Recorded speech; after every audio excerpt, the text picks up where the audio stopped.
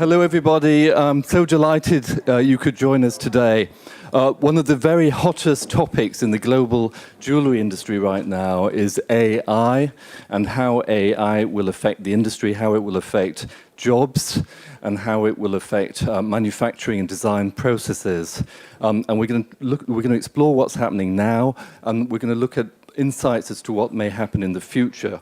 So firstly, I'd like to introduce the panelists, starting on my left with Paola de Luca. I'm sure many of you already know Paola, perhaps best known to some of you for introducing the Trend book here. Paola is a creative director.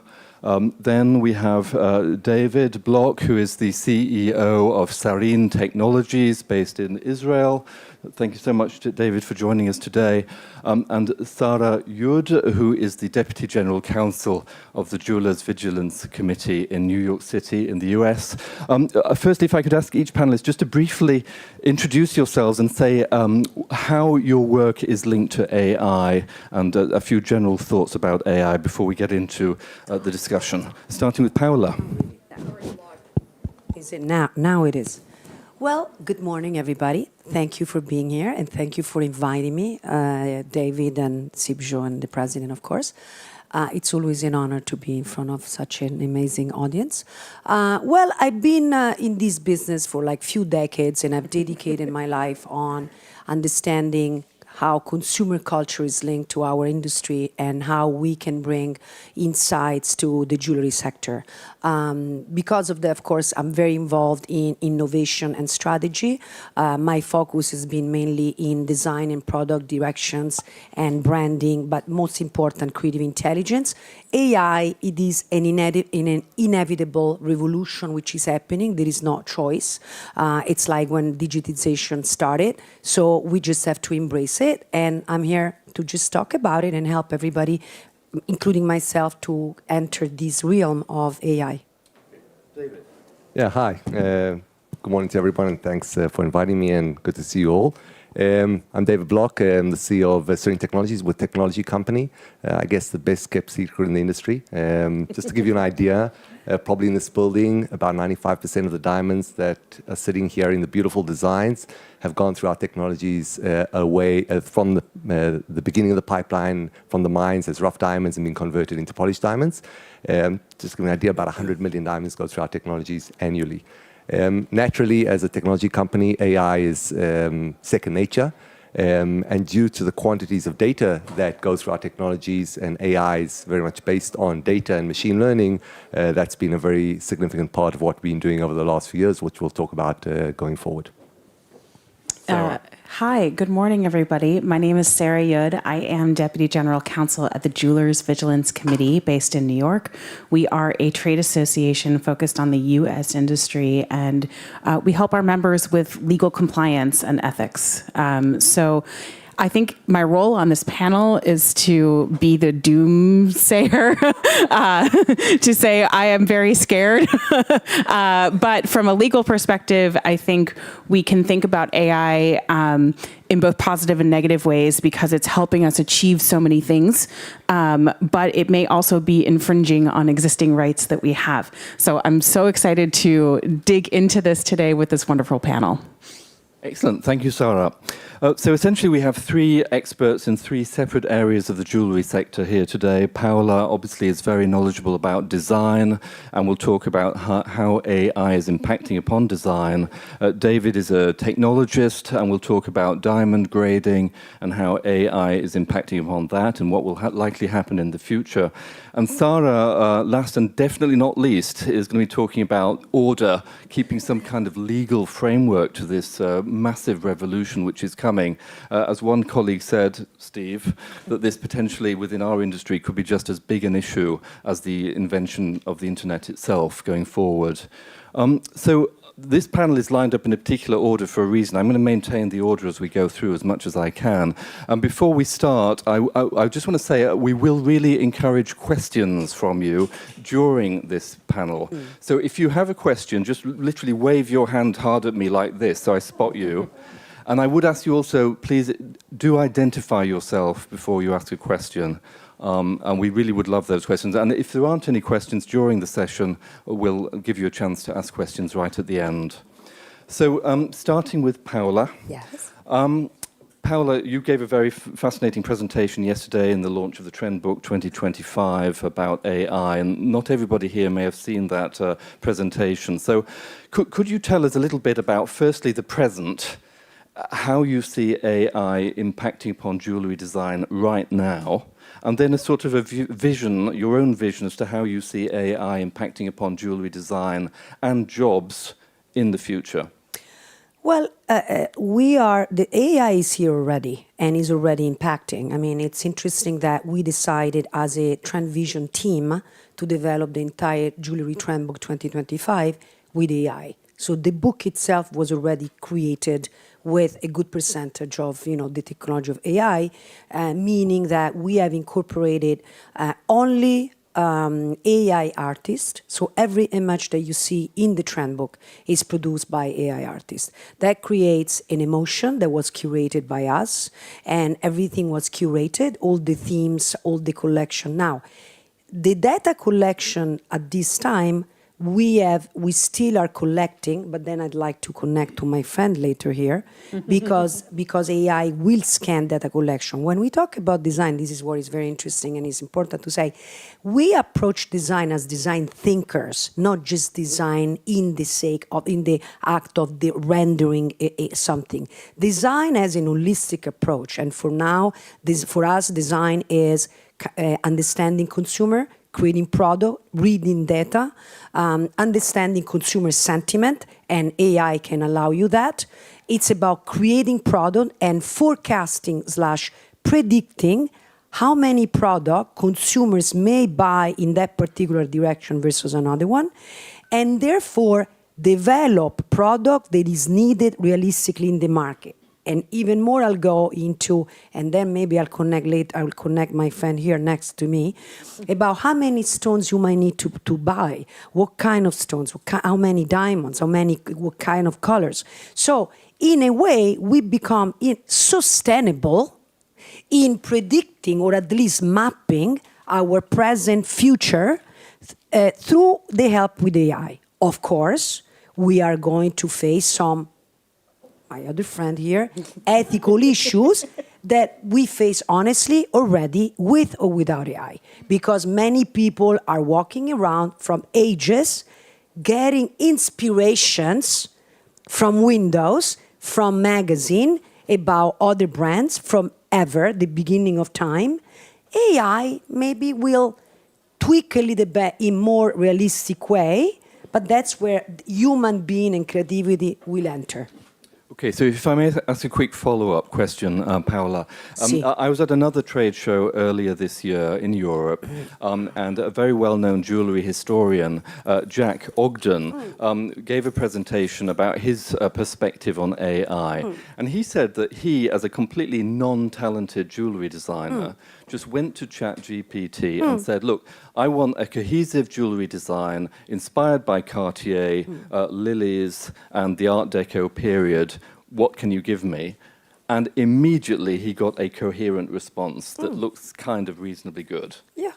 Now, listening to your presentation yesterday, one of your panelists, Ms. O'Rourke, Sienna O'Rourke, kind of gave the opposite point of view to that, because she said actually the human interface to the AI when seeking a design concept needs actually to be quite savvy and sophisticated to get the best out of AI. But just wondering what your own perspective is on this. I absolutely agree with Sienna, because myself, I started working with AI, both with ChatGPT, both with OpenAI,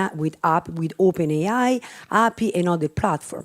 Number one, the first thing that I will advise everybody is to take a quick course. I did personally, took a course with MIT, Implication on Business Strategy. It's a 6 weeks course on with MIT online, just to understand the potential and the opportunity. You don't become an expert, but let's put it this way, you know a lot compared to the average. And it's not that easy. So the prompt that a designer, an illustrator, a photographer, by prompting the inputting on, and we're going to get specific later, NLP, natural language processing. And this is the real revolution. The real revolution is that in the past, we needed to program machines, machine learning, with programmers. Now, the machine, meaning the robot, the computer, is going to be programmed by us teaching them, the platform, what we want. So the better we become in prompting, meaning encoding, inserting information, and the informations are words. Now, it's not that easy that you just say, well, can I have that? Now, if someone is not an expert like this gentleman, maybe get something. I got something too. But the more you get to the next level of refinement, you don't have control. And that's where you need to be an expert. It's the same when you need to do your own website and you try to do it. It's the same when you are, when 3D design or laser printing came out, everybody were doing, after like 6 months to a year, everything looked the same in the industry. They were like open work, lace, or geometry, because everybody were just like going to the machine, bringing the lace, bringing the geometry, bringing a pattern.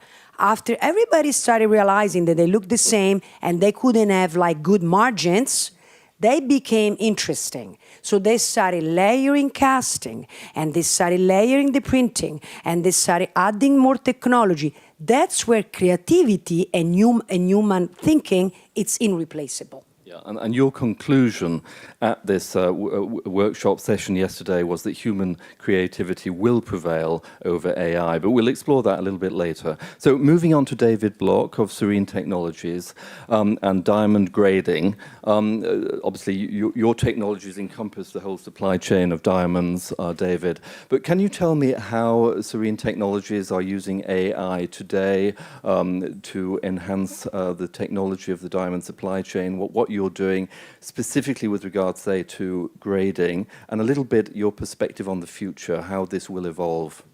Maybe I'll start off with another example, not to do with technology, just to complement what Paola was saying. We, a couple of months ago, acquired a gem lab, a US gem lab, and we started drafting the agreements. And we've got an internal attorney in-house. And our business development manager asked ChatGPT to write a draft contract based on the business points. Parallel, our internal attorney worked with the other side's lawyers to get the initial draft contract. And she was actually a bit shocked when our business development VP gave the draft. Now, initially she was shocked because, okay, this is going to replace me. But once started diving in, it was a very good starting point. But, and I think that goes to the design aspect, exactly. It's just a starting point. It speeds up the process. It enables you to start at a better place, just like a template contract that another legal firm will give you. It's a good starting point, but then you need to put in the details, the understanding of the deal, and the same goes with design. So maybe just another example from a different world on AI and how it can contribute, and it's not necessarily a placement for creativity, whether that be legal creativity or whether it be design creativity. Going back to AI, AI is a bit of a catch-all phrase, and a lot of different types of artificial intelligence and different aspects that it's used. One of the things that we're talking about here in design is creating generative AI. We're doing actually something a little bit different. And when we talk about diamond grading, our objective by using AI is to create a repetitive, consistent process and be able to create a consistent result time and time again when inputting certain data. So we have two challenges. One is the ability to create that data. How do we create data that can be used for diamond grading, which is basically complex types of imagery and other aspects that we input into our machine learning processes. And second is then achieving a repeatable result using the machine learning algorithms. And that's what we'll be doing. We'll be developing technology to basically create the data, so creating the imagery or the information needed for color grading, symmetry grading, cut grading, clarity grading, fluorescence, and then being able to turn that into a consistent grade over time. And you need a lot of data to do that. And I think in our case, it's a little bit different. And Sarah's not going to be too frightened because we don't use data that we're not authorized to use. We get the data from our clients. The clients provide us the data in order to build the machine learning algorithms that can do the grading over time. So it's data that is willingly provided. It's not data that we collect from the market or from the public, and therefore there's less, I think, legal aspects that are connected over there. I'm quite confident that over time, most repetitive tasks that don't need creativity, whether, as said, be design, legal, or other, machine learning will be able to contribute significantly and replace those tasks in a much more consistent way, and diamond grading, I think, is one of them. Yeah, so can you elaborate a little bit about diamond grading then? How are you currently using AI at Sarine Technologies to boost the efficiency of diamond grading? And what is the outlook for diamond grading using AI in the future? How will it likely evolve? So one of the aspects is consistency. It's no secret that when doing grading, which is not a deterministic process. It's a process that if you give a diamond to 10 different people, you're not necessarily going to get the same grade. It's a non-deterministic process. Unlike, for example, if we take cut grade, a cut grade, you have different parameters, the angles, the heights, the diameters, and if you input those information, you're going to get a deterministic grade. When you talk about color grading and clarity grading, it's not a deterministic process. It's a person looking at it, he's been trained to, just in the same way that I can say that a color, when you teach a child, this is blue and that is blue and that is blue, and he'll determine a color that he's never seen. Diamond grade is the same, whether it be color grading or clarity grading. So it's not deterministic, and therefore the way that we approached it was through machine learning. We provide data, we take diamonds that have been graded through human beings with certification, and teach the system with tens of thousands of data sets. And over time, the system is now able to receive a diamond that it's never seen before, because there are endless possibilities of how clarity can appear in a diamond, and be able to predict then what the clarity grade will be. So that's the kind of process that we're doing. It's based on hardware technology that sits not necessarily in a grading lab, but can sit at a client, at a manufacturer, at a wholesaler, capture the data, upload it to the cloud. Algorithms then run the grading process and return a result. So I think that if we look at the next years, I don't know if that's 2 years or 3 years or 5 years, I think the whole concept of what grading is in the industry and how it works is going to change totally because of technology that can do that process in a very consistent and repeatable way. So what will this mean for jobs in diamond grading going forward? You know, as a technology company, I don't think I sit on any panel, I don't get that question about jobs, and it's not necessarily only about grading, it's about other technologies. And I think if you look at general over the last 100 years, from the Industrial Revolution to the IT, jobs don't disappear. They evolve and they change. Okay, so if you look at, and give you an example, I'll take for one of outside of the industry and one from in the industry. A web designer, that didn't exist 30 years ago. The internet brought along a huge amount of jobs that are now created, and a web designer might not exist in 30 years' time. And I think one of the things that we need to realize is that when we, and again, the average age group over here decided when we were 20 what we want to do when we grew up, we decided on a certain profession and a certain job, and we probably expect that we're going to retire under the same job. In my opinion, my children, who my eldest is 14, they may not be doing the same job for their whole life, and their job may evolve very significantly over time or even disappear. And that's not a bad thing. So I don't think jobs disappear, they change. And I'll end with an example from the diamond industry. We, 25 or 30 years ago, when we introduced the first technology for diamond planning, or like, how do you take a rough diamond and turn that rough diamond into a polished diamond, I was slaughtered with accusations that were going to kill different job positions. And once upon a time, there was a job called a diamond cleaver. I don't know who in the... So there was a diamond cleaver. And there were probably a few thousand of those jobs in the industry, a lot of them in Israel, in Belgium, and in the more advanced diamond manufacturing centers back then. I'm talking about 20 plus years ago. And we were told that this is going to replace those jobs. Today, I can say on the same kind of position of how do you turn a rough diamond into a polished diamond, our technology has created over 100,000 jobs. Okay, so the type of jobs evolved. It's people that are computer literate, people in India, in Africa that are computer literate. So it's evolved and progressed people in terms of knowledge and understanding. And it's created a lot of jobs because once upon a time you could extract maybe 20% yield from a rough diamond. Today you can extract 40%. So it's created a lot of value. That value goes back into the diamond industry and into the pipeline. So the claims that jobs are taken away by technology, it's always in the air. Every time we think now it's going to happen, but I just don't agree with it. Thank you very much. So moving on to Sara. Sara, I would like very much, if I may, to ask you a question out of the box here a little bit. Go for it. Let's just, it's a hypothetical question just to kick off. Is this law school? Well, let's just imagine for a moment this were a world in which there were no lawyers and no legal system at all. And AI within the jewellery industry were to obviously continue to progress right across the sector. I mean, what would the consequences be if there was sort of no legal protection and the AI were to continue to pervade the industry across the board from design to manufacturing? Sure. So I think the first question really that comes to mind without legal protection is who's going to protect designers?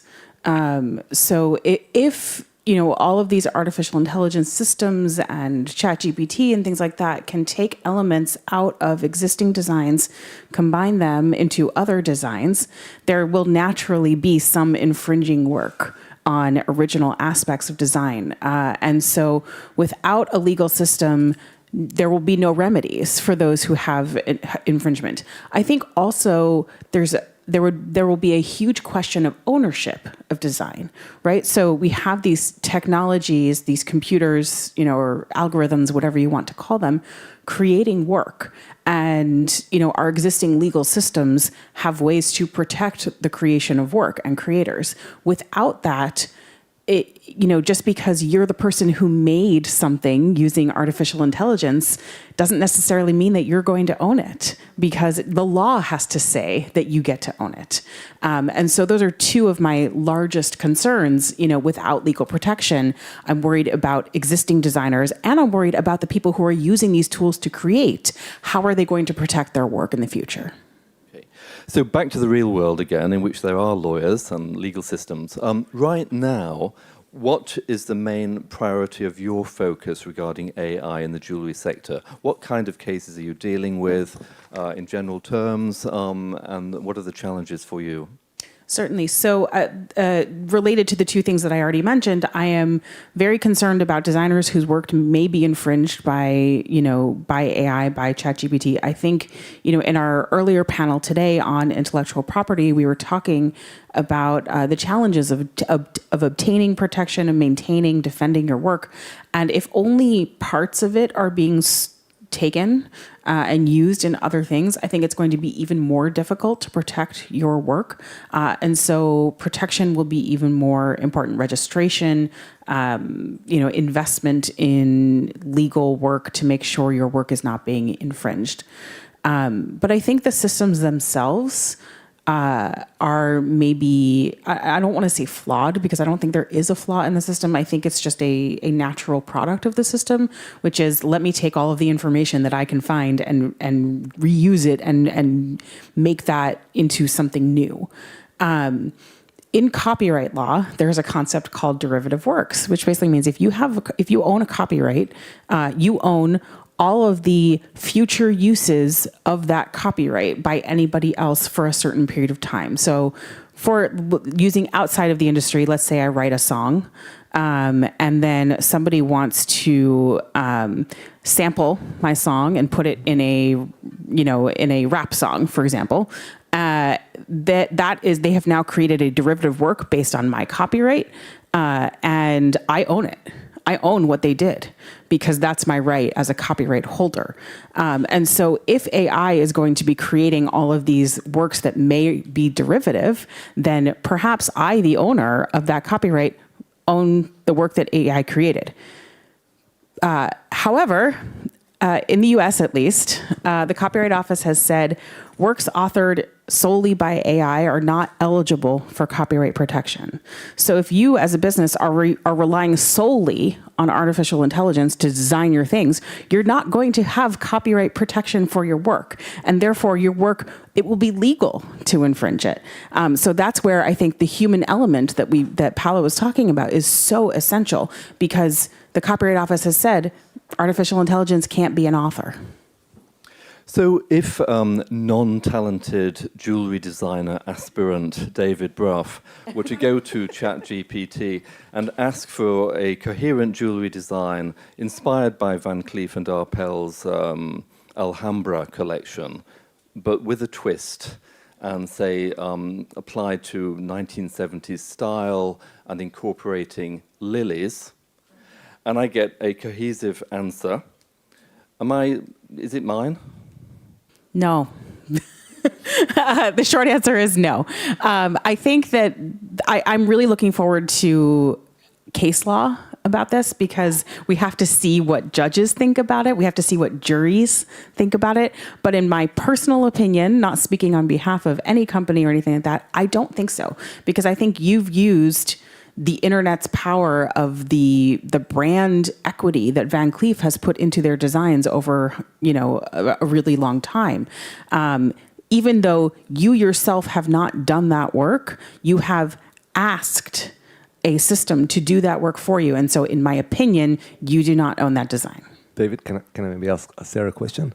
Why is that any different than if I look at Van Cleef's collection and think that if I now make an adaptation with lilies and put it under whatever era I want and do that manually through a CAD/CAM design, any different? It's not. It's not just a actually tool. different. And that's the thing. And that will be covered under copyright. Yeah, well, no. So copyright law, I think there's a myth that exists in copyright, which is if you change, at least 4 items in a design, then therefore you're not infringing copyright. That's not true. If you are truly trying to be like, I want to make this Van Cleef, but I want to make it not Van Cleef enough that I can own it, that doesn't necessarily work. And Van Cleef can then say, look, they were inspired by our design, they had access to our design, and they can sue you. They may not always prevail, but they certainly can try. But that's what happens with every designer today. Yes. They're inspired by other designs, by other works of art, by everything that they see. They're inspired by it. And you can make an argument. So, one of the things I tell young designers a lot of the time is if they're looking for inspiration, look at jewelry catalogs from before 1924 in the US, because anything 1924 or earlier is in the public domain and free to use. So if the jewelry that you're basing your design on was designed before 1924 and we're in the United States, then you can do whatever you want. I have a question. Hi. Oh yeah, please I'm please Elle identify Hill. yourself and your sector. Absolutely. And go ahead. Sure. My name is Elle Hill. I'm the founder and CEO of Hill & Company, fine jewelry, diamond, and gemstone launch and growth experts. And I witnessed your Trendvision on the stage yesterday. And when we go around and we look at artists, we're looking for non-derivative fonts of creativity. And some of the imagery, especially by the young lady who was the final presenter, Sienna, have an absolute fingerprint, an absolute identity. And she used AI to create it, but I can't imagine that she prompted, be inspired by this, that, and the other. It was another tool, not unlike a pencil for her. So how do we take that away from her just because she used that tool? Great question. I'm not saying that we should take that away, because I think that in and itself, the direction is what should be protected. And so I did tell you all that the Copyright Office in the US has said that artificial intelligence cannot have ownership of a copyright. They also just opened up a comment period to say, we're open to suggestions on this. I believe in the market, not that I don't consider myself an expert, but let's put it this way, I'm a curious individual. Blockchain is already an answer. I mean, blockchain saves digitally every, property, design, anything. So the truth, we are at the beginning of an incredible journey where all these individual possibilities and technology have to be linked, and that's why I call it an holistic approach. So when you use blockchain technology, you're able to trace from the beginning to the end in around the globe who owns one particular design, song, literature, anything. In addition, I think we have to start including NFTs with laws, and NFTs are images that can be controlled by by blockchain online. So if someone creates such an amazing design in jewelry, which is challenging these days because humanity did everything. You understand? Everything. Really. I mean, it's like, and the sky is still the limit in terms of creativity because there are unimaginable things that I honestly, you know, when I see imaginable online, when I go online and I see these AI artists, the native, meaning the Gen Z and younger, or a little bit older, that they are playing with AI, and they are playing and proposing new product ideas and concept to the big companies, the Gucci's, the Nike, the Bulgari. They are playing with design in their account. They're putting their logo on it, and they are pitching clients online by proposing new ideas. These people are kicking. You know what I mean? I can't say because I'm in public, but they are good. You know what I mean? They are very good, and I see. So that's why. What is the blockchains? It's easy. That's the solution. It's right there. NFTs. You come up with a new design. You do an NFTs. You put it online. It's linked to your brand. That's your design, and that's it. Can they copy it? Maybe they can twist it. Because listen. This is a serpenti without a serpenti on top, right? Because guess what? This is a component. In my world, in our world, this is a component. This is a component. You understand? This is not Hermes. Hermes took a chain, a grumetta oval chain, then it's being produced by people, factories. This is a component, it's gas tubing from the 1940s, and actually, the 1940s it was created, and everybody can use it. So was the twisted cable that David Yurman took, which is produced by companies in Italy and also abroad. Of course, the good companies, they make it flexible and they have memory, and the other one not. And so is the chain, and then you don't own it. So actually, that particular bracelet is Etruscan inspired, that bangle. So everything is debatable. I believe in creativity should be free.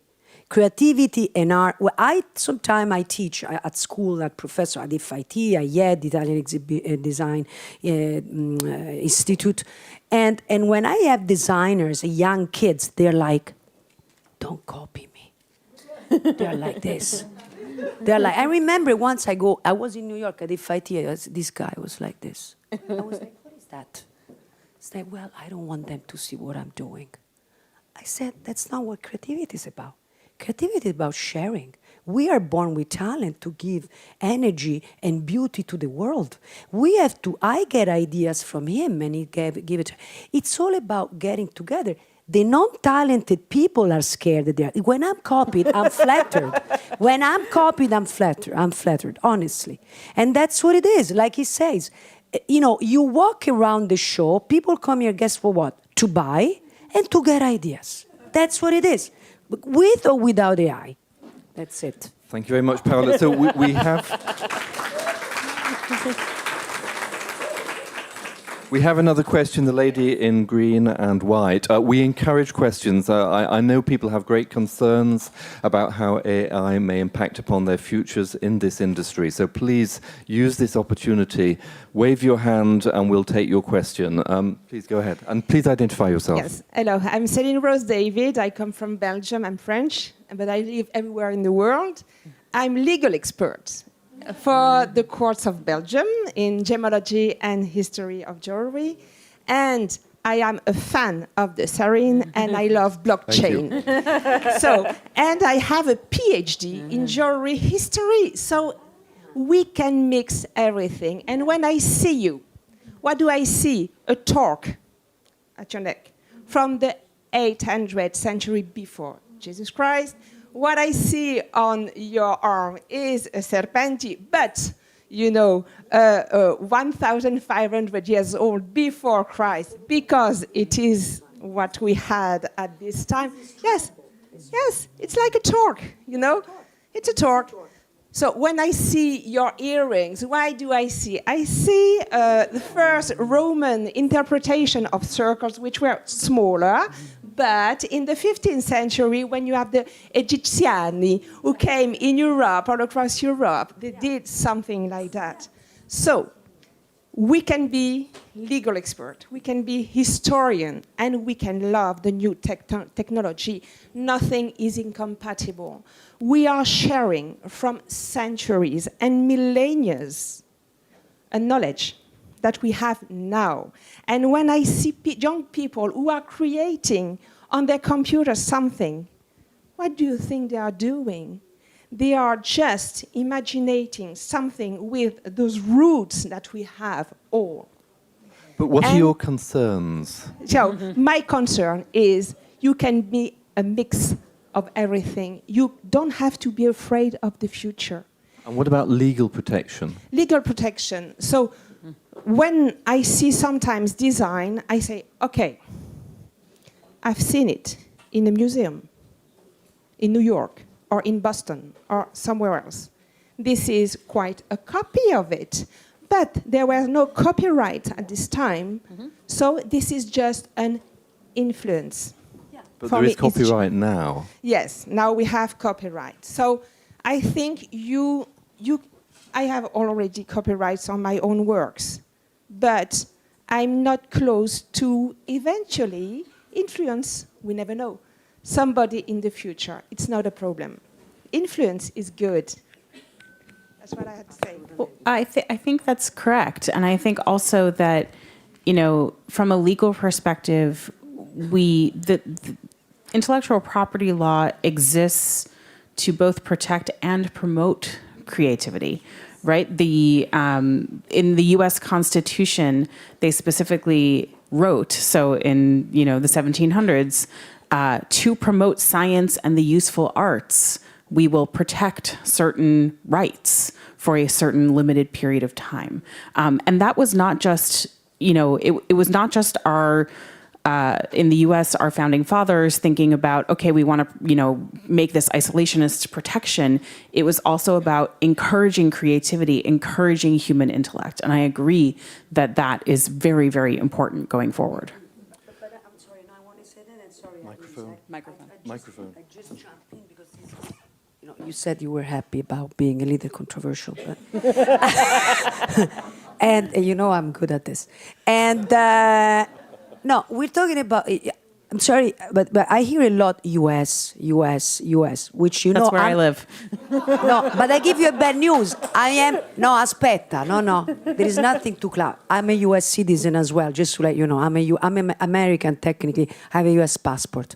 And we are in a global society. And what happens in the States in terms of law, it might not happen in China. So the reason why I'm saying that's why I dare to say US, we have to be careful, Sara, because that nowadays US designers are traveling to China because they want their market, because it's an interesting market, and vice versa, Chinese designers are traveling to So when we are provincial, I mean, we only talk about Europe, we talk about Africa.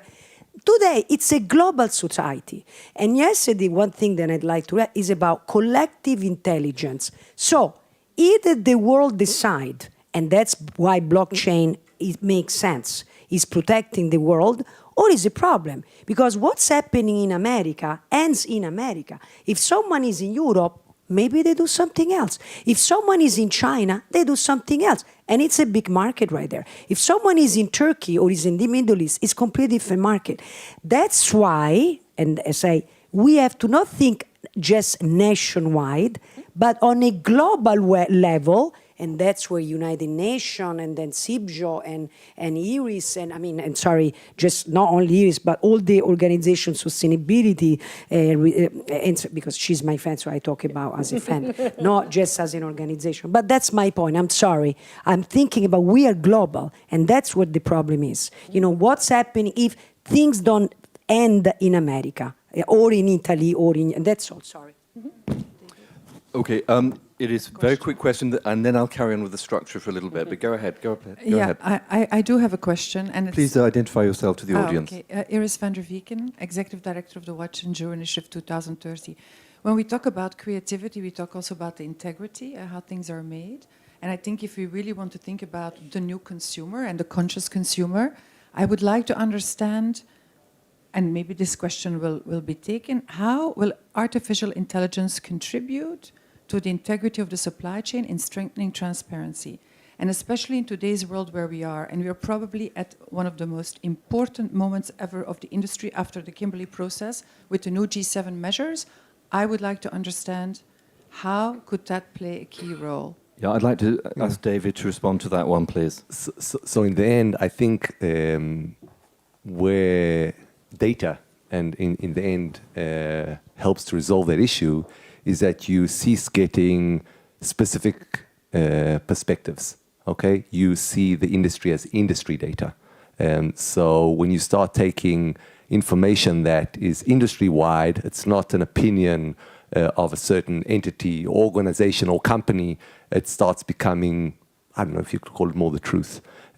So you have objective data, and the more objective data you have, the better. So if you talked about traceability, one of the other aspects that we're dealing with is verifiable objective data that tracks diamonds from the mine to the consumer through technology.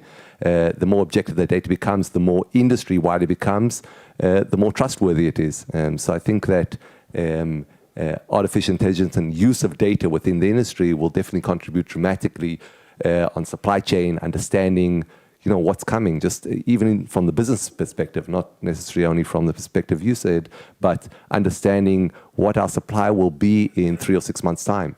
When you have data from an industry perspective, you can now forecast based on what is being consumed by the consumer today, combine that with what's being manufactured, and all of a sudden now you can plan more efficiently. You can reduce stocks in the pipeline that don't move, that create a heavy weight on the industry. So there's a lot of things that can be done, and I think there'll be a huge change in the use of data and AI going forward to create a much more efficient pipeline.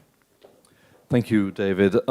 Now, I'd like to talk a little bit more about jobs and how the framework of the global jewellery industry is likely to change going forward amidst this revolution. Once we've talked a little bit further about jobs, and I really want to try and explore how jobs are going to change, not whether or not necessarily so many jobs will be lost, but what kind of new jobs can emerge potentially. I want to test this panel on this question.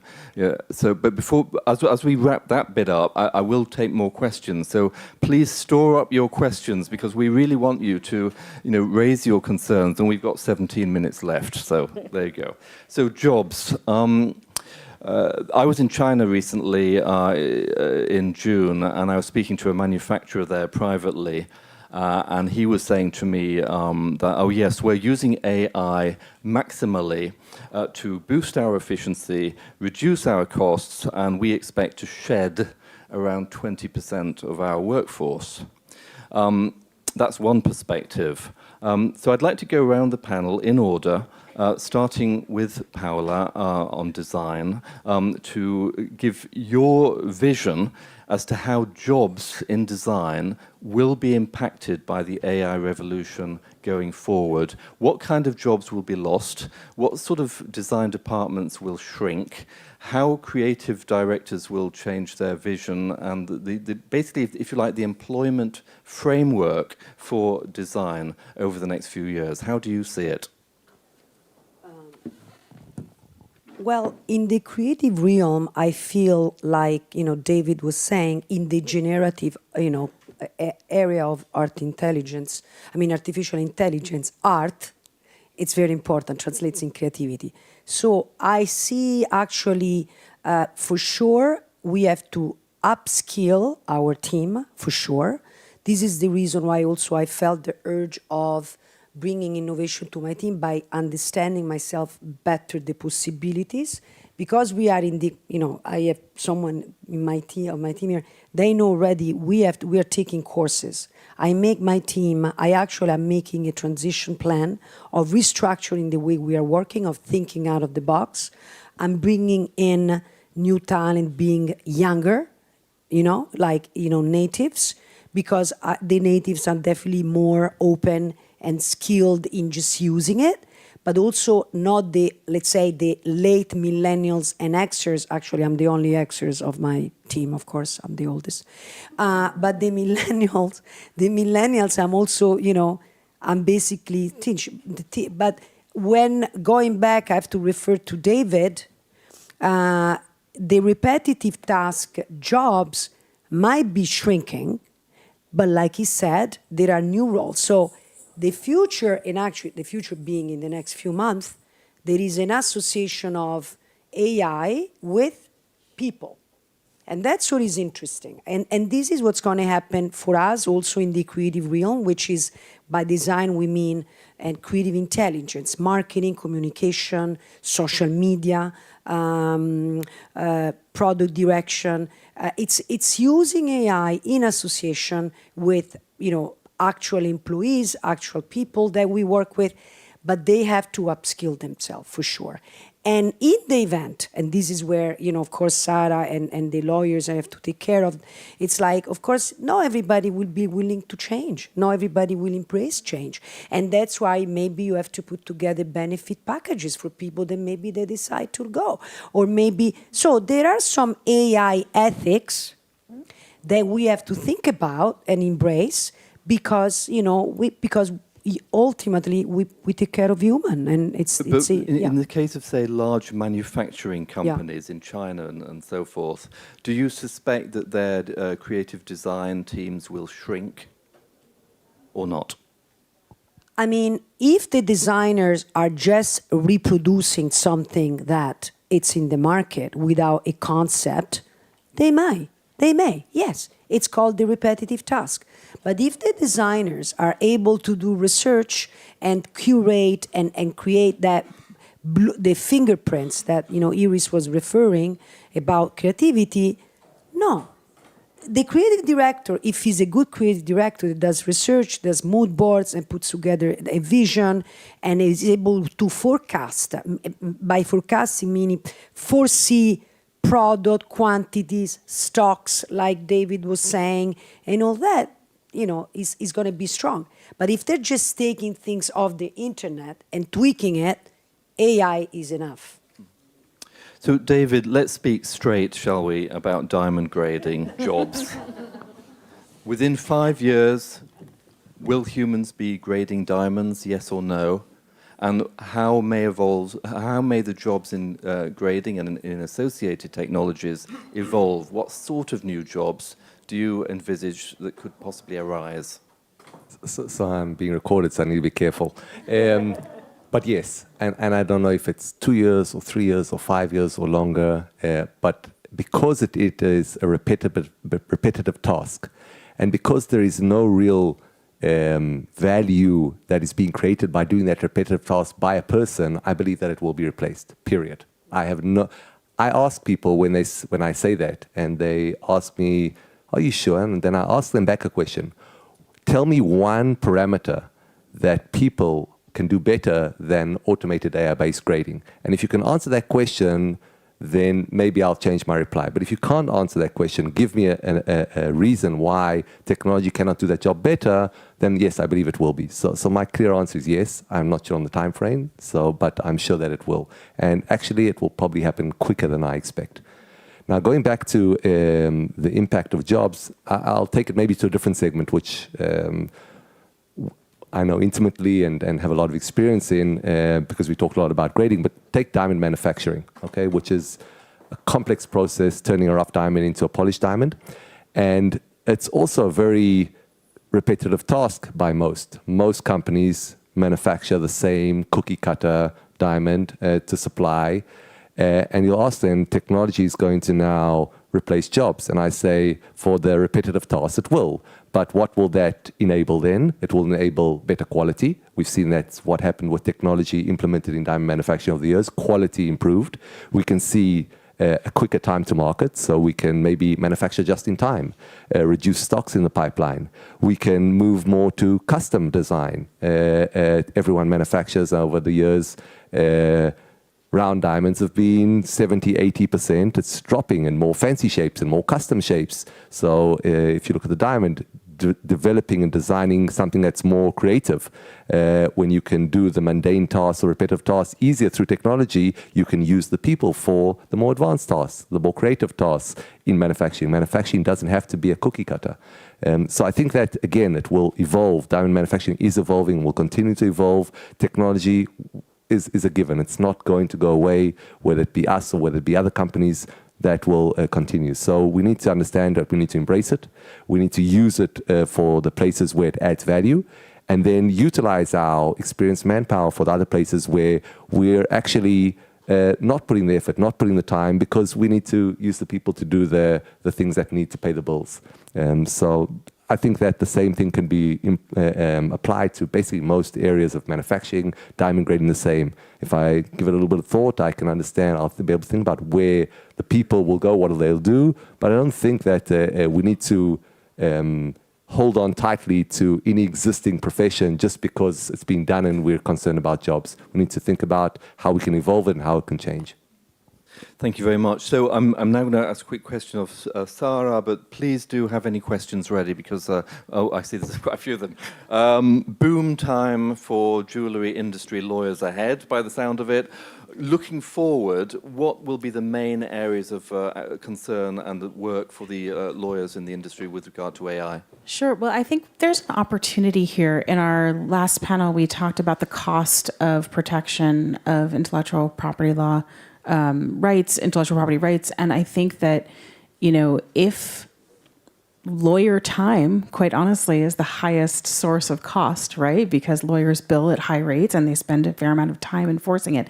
If we, as a legal profession, can shorten the amount of time that it takes us to register a design or to protect it or to write a cease and desist letter or whatever it is, we may end up saving money for designers who are going out to try to protect their work. So I think that's an opportunity in the legal field. And it's something we've dealt with in the past, right? Because we've seen law firms globally outsource to lower cost industries, to outsource a lot of legal work to India, for example, because it can save clients money and they want that.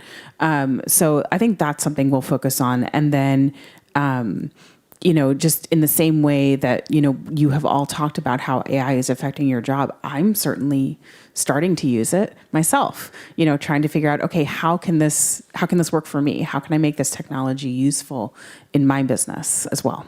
I mean, no one's disputing the inevitable march of AI. It's happening, and it's going to happen quicker and quicker going forward, and nobody can stop it either.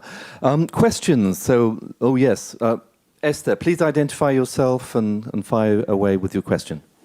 My name is Esther Lichtaert. I'm a Dutch blogger and journalist. I write for trade magazines. I also coach and give consultancy. So my question is this. I love AI, and I use it avidly at home. And we experiment with everything, from Midjourney to Firefly and everything, and ChatGPT. And I think it's a great potential, and I'm not afraid of it, but we should be cautious. I have a question for you, but also for everyone in the room. Who's using AI in their work today? It's a lot, considering. Yeah, I would say that's pushing a third. It's a lot. Yeah. That's great. Considering. Yeah. And to follow up, are you positive about it? Hands up. If not, yeah, you are. You're all positive about it. Paola's reaching. My daughter last week used ChatGPT to decide what to cook. She put in everything in the fridge. She didn't know what to make. She put everything in the fridge and asked, what can I make? So it's in our everyday life already, just to give a really small example. That's a good idea. She told me. I'm going to do it too. It was her idea. I already did. Okay, next question, please. Hands up. Lady at the back there. There's a microphone heading to you right now. Hi, my name's Morgan Miller, and I'm with the Couture Show. And my question is, how do you see AI's role in the development of sustainability and environmental impact in the industry? A really good question. Let's start with Sara on that one. Thank you, Morgan. That's a great question. I think that as I've talked about a lot, the use of terminology in environmental marketing is a really big problem. The word sustainable means absolutely nothing, and people use it all the time. And so I think that the role of artificial intelligence is going to be pulling data through. As David was talking about, we have all of this data that can help tell the story of sustainability. It can tell the story of what the jewelry industry is doing. And the jewelry industry has the benefit of being one of the slowest parts of fashion, right? Our products come out of the ground, they stay out of the ground, they don't go back in, they are constantly reused and refined and put into the market again. And so I think being able to use data to tell that story is going to help the jewelry industry stand out from the crowd. Paola, anyone wish to add anything?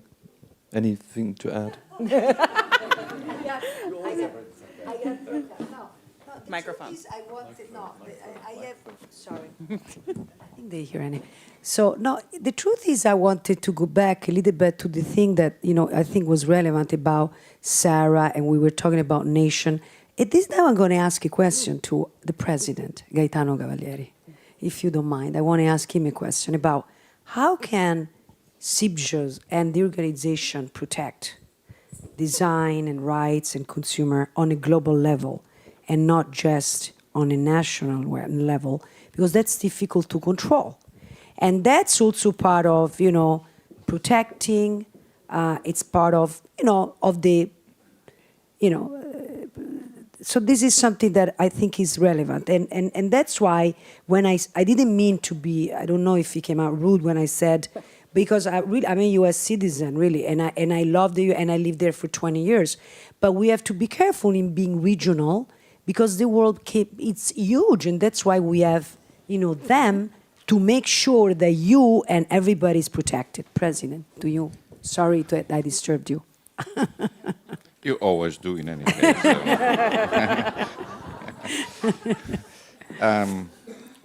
Let's start with the comment that David did at the beginning. What's happened if in the world, through the artificial intelligence, lawyers are not existing anymore?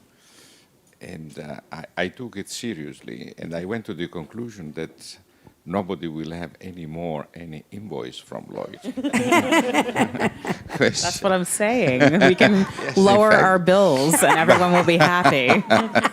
But said that what Cibjo is doing in order to protect the industry, and designers are part of the industry, such as technologies companies are part of the industry, such as lawyers are part of the industry. I would like, let me stand up 1 second. I would like to first acknowledge the presence in the room of a couple of people. My good friend, Professor Dr. Nifeler from Gubelin, and the acting vice president of Sector A and dean of the Cibjo Academy, which will be officially launched in Jaipur in 3 weeks, Mr. Ken Scarrett, and a few others in the room. Thank you for being with us. But Cibjo is playing, since ever, the role of consumer confidence and consumer protection through the tools that Cibjo is putting on the table to everybody, and they can use the tool or they can leave those tools. It's up to them to choose. And we do it free of charge. We don't ask any money to anyone. Everything is in the website, free, downloadable. They can do that. In terms of designers, protection of the designers, we have done quite a lot in the past. probably was our fault that we didn't communicate appropriately, or probably was fault of those that, because maybe the artificial intelligence was not there at the time, they didn't make an appropriate research in order to have those tools ready and are ready to put not only in order to be used, but in order to be the base of producing extra ideas, or producing extras methodologies, or producing extras possibility and options Yes. towards the industry and the consumer in general. Because when we talk about sustainability, sustainable is a wonderful word, means most probably nothing, but the people is using, why? Wow, because, you know, if I say sustainable, sounds good. Well, the issues related to sustainability are so many. Exactly. Are so many. There are 17 SDGs and people don't even know that. That, for instance, that for instance, you know, afterwards, this we have this conversation, Cibjo and the Watch and Jewellery Initiative 2030, where we will talk about a number of these issues.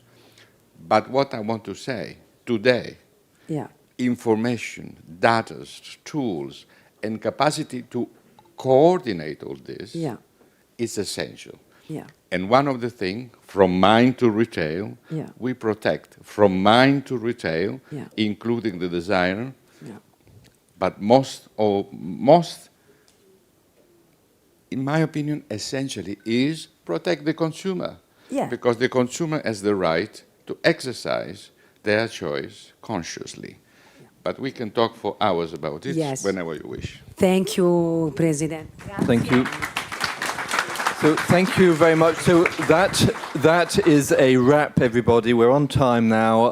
Gaetano has kindly said that we'll, I think, go straight into the next session.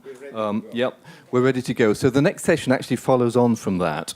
The next session will be an interview that I will conduct with Gaetano and with Iris van der Weken, who is head of the Watch and Jewellery Initiative 2030, essentially about what the organizations are doing to promote sustainability, the future of sustainability, and the kind of progress so far in the so-called global goals, the United Nations SDGs. We're going to explore that in our next session in the next couple of minutes. Thank you very much.